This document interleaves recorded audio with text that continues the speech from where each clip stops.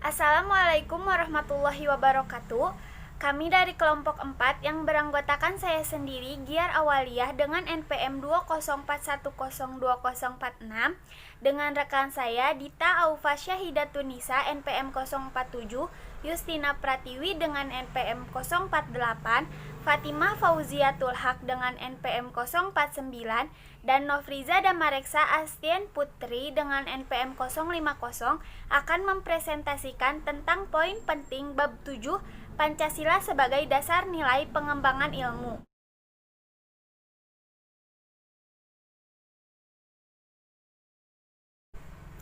Hakikat ilmu pengetahuan. Apa itu ilmu? Ilmu adalah pengetahuan, namun ada berbagai macam pengetahuan. Ilmu mengandung 3 kategori, yaitu hipotesis, teori, dan dalil hukum. Hipotesis ialah dugaan pikiran berdasarkan sejumlah data. Hipotesis memberi arah pada penelitian dalam menghimpun data. Apabila data valid, hipotesis akan menjadi tesis atau hipotesis menjadi teori.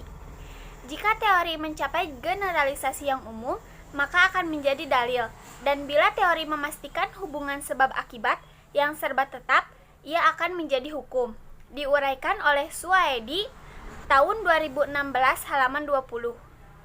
Apa itu pengetahuan? Pengetahuan itu adalah semua milik atau isi pikiran. Dengan demikian, pengetahuan merupakan hasil proses dari usaha manusia untuk tahu. Pengetahuan adalah kebenaran dan kebenaran adalah pengetahuan. Maka, di dalam kehidupan manusia dapat memiliki pengetahuan dan kebenaran. Salam sebagaimana dikutip oleh Suwaedi tahun 2016 halaman 22 mengemukakan bahwa pengetahuan yang dimiliki manusia ada 4, yakni pertama, pengetahuan biasa, yaitu pengetahuan yang dalam filsafat dikatakan dengan istilah common sense, karena seseorang memiliki sesuatu di mana ia menerima secara baik. Kedua, pengetahuan ilmu, yaitu ilmu sebagai terjemahan dari sains yang pada prinsipnya merupakan usaha untuk mengorganisasikan dan mensistematisasikan common sense. Ketiga, pengetahuan filsafat, yakni pengetahuan yang diperoleh dari pemikiran yang kontemplatif dan spekulatif. Keempat, pengetahuan agama, yaitu pengetahuan yang hanya diperoleh dari Tuhan lewat para utusannya. Pada dasarnya, pengetahuan berbeda dengan ilmu. Perbedaan itu terlihat dari sifat sistematisnya dan cara memperolehannya. Dalam perkembangannya, pengetahuan dengan ilmu bersinonim arti, sedangkan dalam arti material keduanya mempunyai perbedaan. Diuraikan oleh Suwaedi tahun 2016 halaman 23. Pancasila sebagai dasar nilai pengembangan ilmu di bidang perkembangan iptek. Ilmu pengetahuan berkembang melangkah secara bertahap menurut dekade waktu dan menciptakan zamannya. Hal tersebut diuraikan oleh Surajio tahun 2004 pada halaman 127 sampai 129. Yang pertama itu ada zaman pra-Yunani kuno. Nah, pada zaman ini manusia masih menggunakan batu sebagai peralatan. Yang kedua, zaman Yunani kuno. Yunani pada masa itu dianggap sebagai gudang dari ilmu dan filsafat, karena bangsa Yunani pada masa itu tidak lagi mempercayai mitologi-mitologi. Yang ketiga, zaman abad pertengahan. Pada para ilmuwan pada masa ini hampir semua adalah teolog, sehingga aktivitas ilmiah terkait dengan aktivitas keagamaan. Yang keempat, ada zaman Renaissance. Zaman ini ditandai sebagai era kebangkitan kembali pemikiran yang bebas dari dogma-dogma agama. Tokoh-tokoh yang terkenal seperti Roger Bacon, Copernicus, Johannes Kepler, dan Galileo Galilei. Kemudian yang kelima itu zaman modern. Zaman modern ditandai dengan berbagai penemuan di bidang ilmiah seperti Isaac Newton dengan temuannya teori gravitasi. Kemudian Charles Darwin dengan teorinya struggle for life atau perjuangan untuk hidup. Kemudian J.J. Thomson dengan temuannya yaitu elektron. Kemudian zaman yang keenam yaitu zaman kontemporer atau abad 20 dan seterusnya. Fisikawan termasyhur abad ke-20 adalah Albert Einstein. Zaman kontemporer ini ditandai dengan penemuan berbagai teknologi canggih. Teknologi komunikasi dan informasi termasuk salah satu yang mengalami kemajuan sangat pesat, mulai dari penemuan komputer, berbagai satelit komunikasi, internet, dan sebagainya. Selanjutnya, Pancasila sebagai dasar pengembangan ilmu pengetahuan dan teknologi. IPTEK sebagai asas pembangunan dan bidang pembangunan yang sifatnya sejajar dengan bidang pembangunan lainnya, maka secara sadar kita mengakui dan memahami bahwa IPTEK itu penting bagi bangsa dan negara, terutama untuk menjamin kesinambungan pembangunan nasional. Dikutip oleh Kartasasmita tahun 1994 halaman 13. Pancasila sebagai paradigma ilmu bagi aktivitas ilmiah yang ada di Indonesia dapat bersifat niscaya, sebab pengembangan ilmu yang terlepas dari ideologi bangsa akan mengakibatkan tumbuhnya sekularisme seperti yang terjadi di zaman Renaissance yang ada di Eropa. Adapun nilai-nilai Pancasila sebagai pengembangan ilmu, pengetahuan, dan teknologi yang terkandung dari setiap sila-sila Pancasila dapat diuraikan sebagai berikut.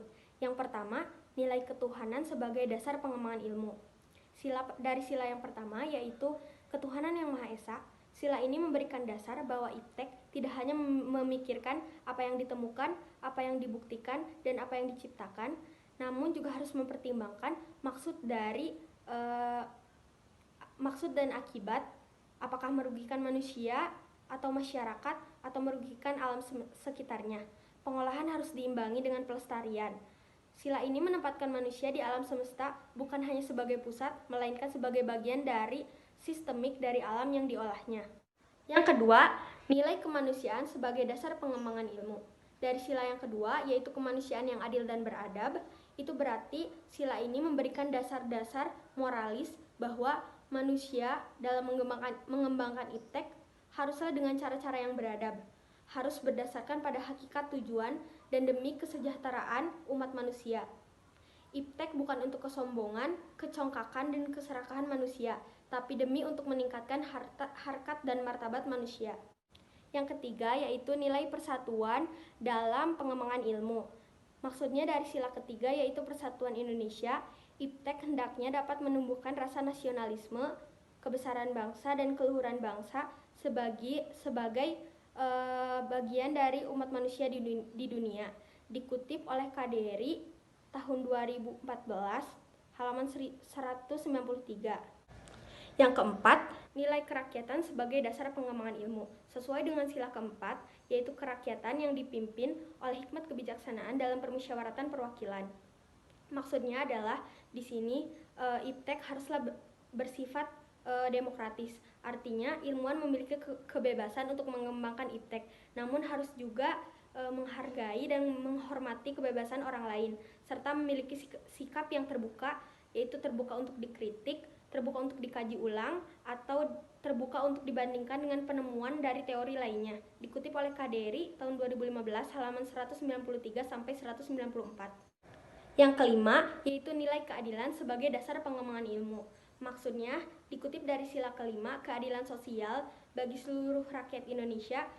Sila ini sebagai dasar dalam pengembangan IPTEK dalam menjaga keseimbangan keadilan di kehidupan manusia, yaitu keseimbangan keadilan dalam hubungannya dengan dirinya sendiri, dengan Tuhan, atau dengan manusia lainnya, serta manusia dengan alam lingkungannya. Dikutip oleh Selanjutnya, urgensi kedudukan Pancasila sebagai dasar pengembangan IPTEK.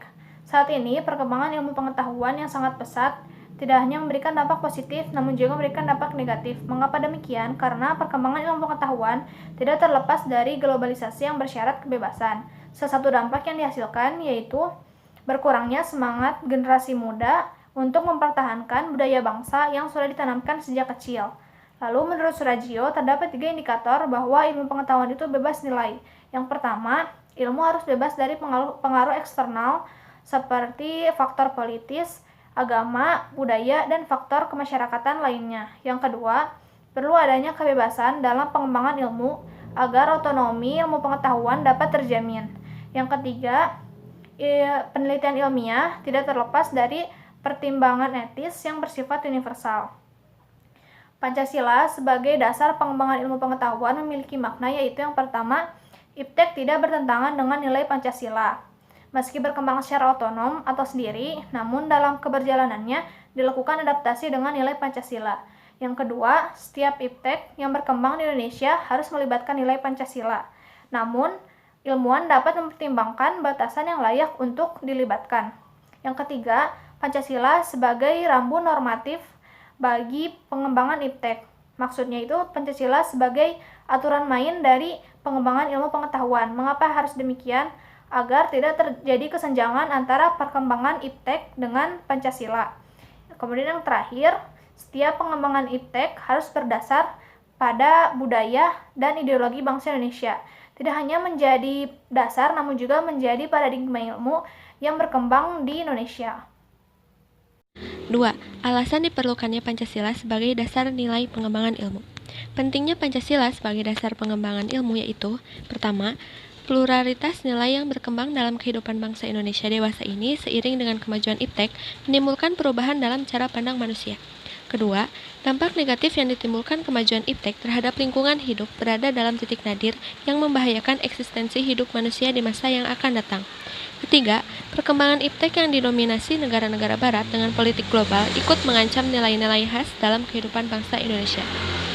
Keempat, kerusakan lingkungan yang ditimbulkan oleh adanya IPTEK dan penggunaan benda-benda teknologi yang menggantikan peran nilai-nilai luhur. Kelima, gaya hidup global menggantikan nilai-nilai kearifan lokal. Peran Pancasila sebagai paradigma pengembangan ilmu harus sampai pada penyadaran bahwa fanatisme kaidah kenetralan keilmuan atau kemandirian ilmu hanyalah akan menjebak diri seseorang pada masalah-masalah yang tidak dapat diatasi dengan semata-mata berpegang pada kaidah ilmu sendiri, khususnya mencakup etis, religius, dan nilai budaya yang bersifat mutlak bagi kehidupan manusia yang berbudaya. Ketiga, dinamika dan tantangan Pancasila sebagai landasan pengembangan IPTEK.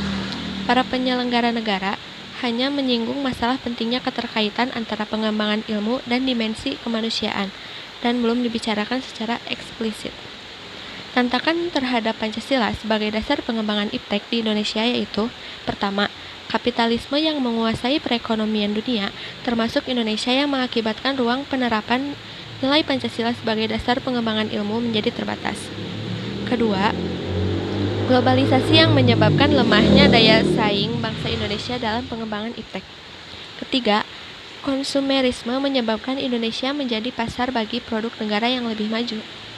Keempat, pragmatisme yang berorientasi pada keberhasilan, kepuasan, dan hasil.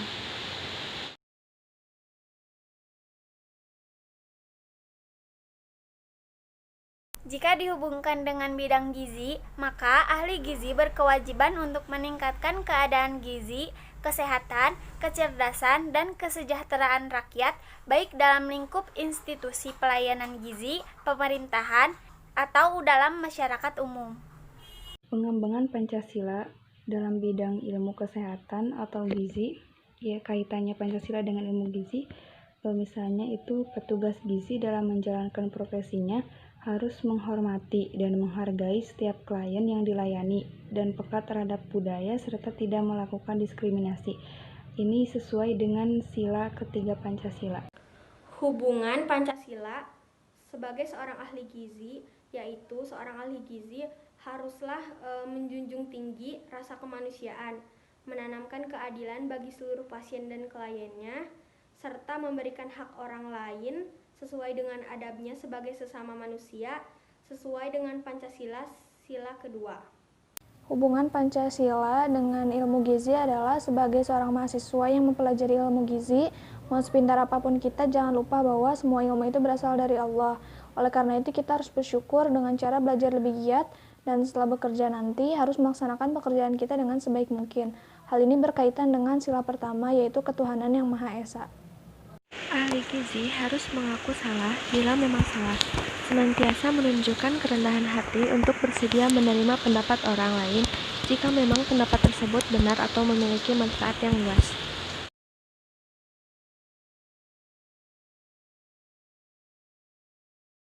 Kesan selama perkuliahan Pancasila sangat senang menambah ilmu baru dalam dunia pemerintahan dan sejarah bangsa Indonesia. Evaluasi untuk kedepannya lebih baik ada tugas per bab untuk prodi gizi agar lebih semangat membuka dan membaca bukunya dan untuk memotivasi belajar siswa tetapi dengan waktu yang cukup untuk pengerjaan agar lebih dicermati. Meskipun perkuliahan dilakukan dengan secara daring, namun materi tersampaikan dengan baik. Apalagi dengan diuploadnya ke YouTube, itu memudahkan mahasiswa untuk mengaksesnya atau mengulangi materi yang telah diajarkan. Kesan saya selama perkuliahan online pada mata kuliah Pancasila ini, meskipun kita sedang dalam kondisi daring, namun harus tepat waktu. Terima kasih. Pesan saya selama belajar Pancasila, pelajarannya menarik dan setiap pembahasannya juga ada, selain materi dari buku, ada juga pengetahuan yang menambah wawasan saya, jadi sangat bermanfaat. Kesan selama perkuliahan Pancasila cukup menyenangkan, dosennya selalu tepat waktu dan terkadang mengajak mahasiswa untuk turut berperan aktif.